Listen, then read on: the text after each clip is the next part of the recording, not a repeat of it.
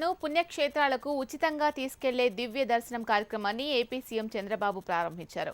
ఏపీలోని 8 పెద్ద దేవాలయాలను భక్తులు దర్శించుకునే అవకాశం కల్పించడం ఈ పథకం ముఖ్య ఉద్దేశం. దివ్య దర్శనం ప్రతి జిల్లాలో 4 ప్రత్యేక బస్సులను దేవాదాయ శాఖ ఏర్పాటు చేసింది.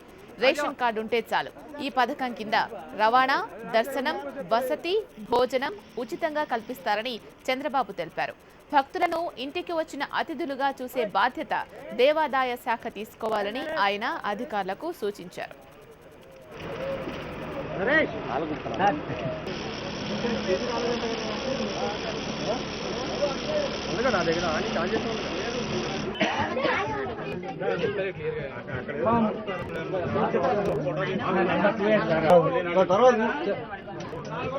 తర్వాత చదువుకుంది నేను కూర్చోండి. దీంట్లో ఎవరు సార్ ఇక్కడ 3-4 బస్సులు ఉన్న వాళ్ళు దీంట్లో ఒకటి 2 తీసుకోవాలి. 3-4 బస్సు సంబంధించి మీరు బయట తీసుకోవాలి. సమాజ్వాదీ పార్టీ ఎన్నికల గుర్తు సైకిల్